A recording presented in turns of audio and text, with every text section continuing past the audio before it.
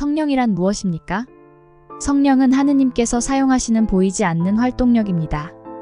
요한복음 14장 26절에서 보혜사 곧 아버지께서 내 이름으로 보내실 성령 그가 너희에게 모든 것을 가르치고 내가 너희에게 말한 모든 것을 생각나게 하리라. 이 구절에서 성령은 보혜사로 언급되며 이는 도우미 또는 위로자로 번역될 수 있습니다.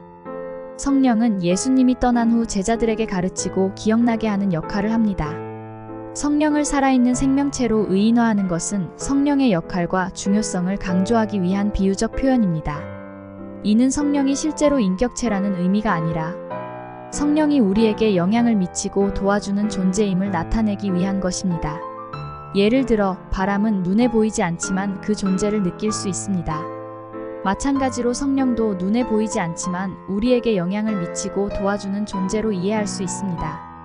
이해를 돕기 위해 다른 성구를 참고해 볼 수 있습니다. 요한복음 3장 8절에선 바람이 임의로 불매 네가 그 소리는 들어도 어디서 와서 어디로 가는지 알지 못하나니 성령으로 난 사람도 다 그러하니라. 사도행전 2장 2절로 4절에서는 호련히 하늘로부터 급하고 강한 바람 같은 소리가 있어 그들이 앉은 온 집에 가득하며 마치 불의 혀같이 갈라지는 것들이 그들에게 보여 각 사람 위에 하나씩 임하여 있더니 그들이 다 성령의 충만함을 받고 성령이 말하게 하심을 따라 다른 언어들로 말하기를 시작하니라. 이 구절들은 성령의 비유적 표현과 그 역할을 이해하는 데 도움이 될 것입니다.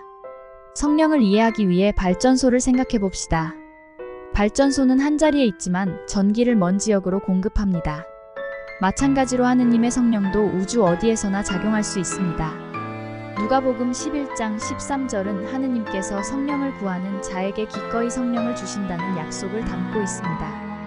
이 구절은 우리가 하느님께 성령을 구할 때 하느님께서 우리의 필요를 알고 계시며 기꺼이 응답하신다는 것을 의미합니다. 성령은 우리에게 지혜와 인도를 제공하며 하느님의 뜻을 더 잘 이해하고 따를 수 있게 도와줍니다. 또한 성령은 우리에게 위로와 힘을 주어 어려운 상황에서도 믿음을 지킬 수 있게 합니다.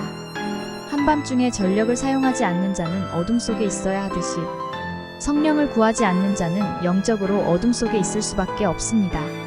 전력은 우리에게 빛을 제공하듯이 성령은 우리에게 영적인 빛을 제공합니다. 성령을 구하지 않으면 영적으로 어둠 속에 있게 되는 것입니다. 요한복음 14장 26절에서는 성령이 우리에게 가르침과 기억을 주는 역할을 한다고 말합니다. 또한 사도행전 2장 38절에서는 회개하고 예수의 이름으로 침례를 받으면 성령의 선물을 받게 된다고 합니다. 이러한 성구들을 통해 성령의 중요성과 그 역할을 더 깊이 이해할 수 있습니다. 결론적으로 성령을 구하는 것은 영적인 빛을 얻는 것과 같으며 하느님께서는 기꺼이 우리에게 성령을 주시기를 원하십니다. 성령을 통해 우리는 하느님의 뜻을 더 잘 이해하고 따르며 어려운 상황에서도 믿음을 지킬 수 있게 됩니다.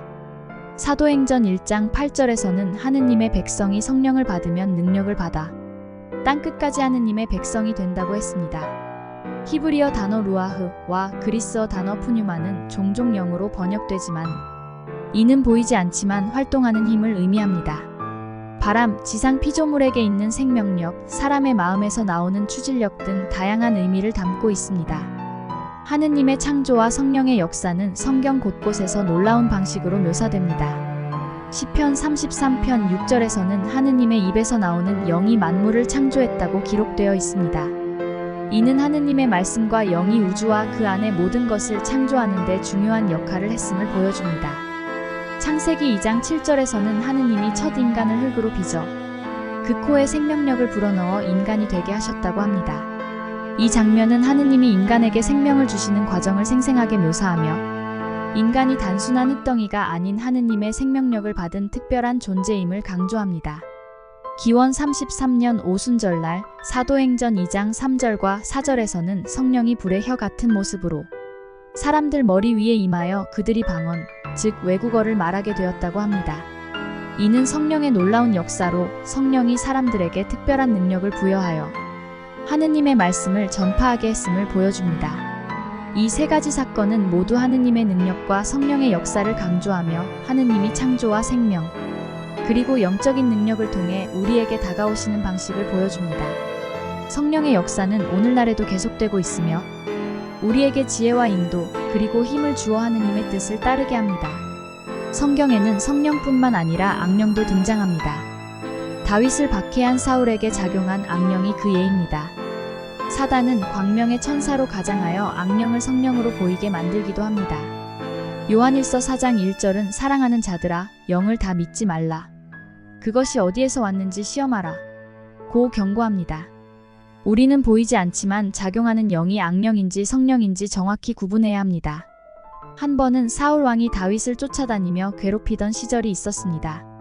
사울에게는 악령이 작용하여 그를 괴롭혔습니다.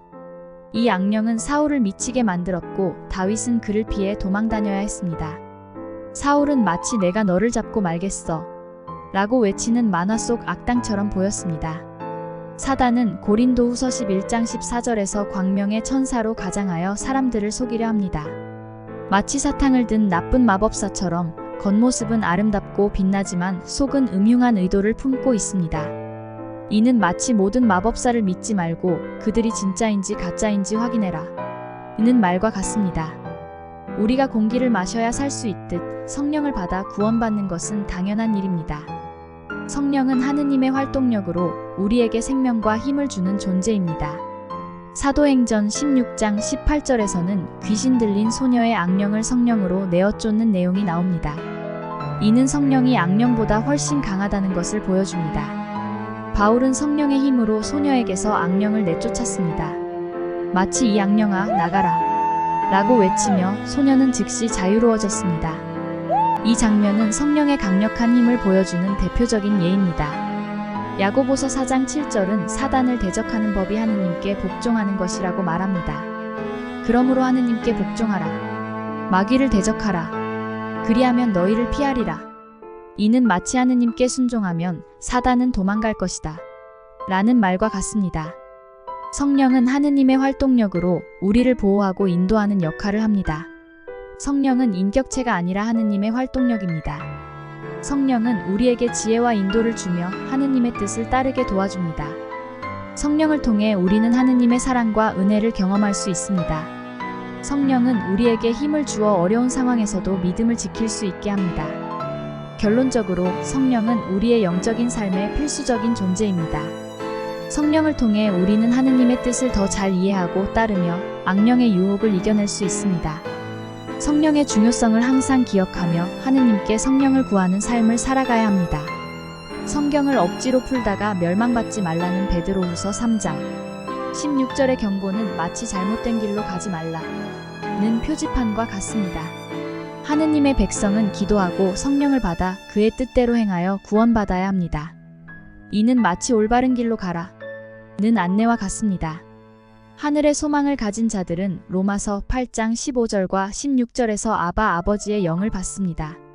너희는 다시 무서워하는 종의 영을 받지 아니하고 양자의 영을 받았으므로 우리가 아바 아버지라 부르짖느니라.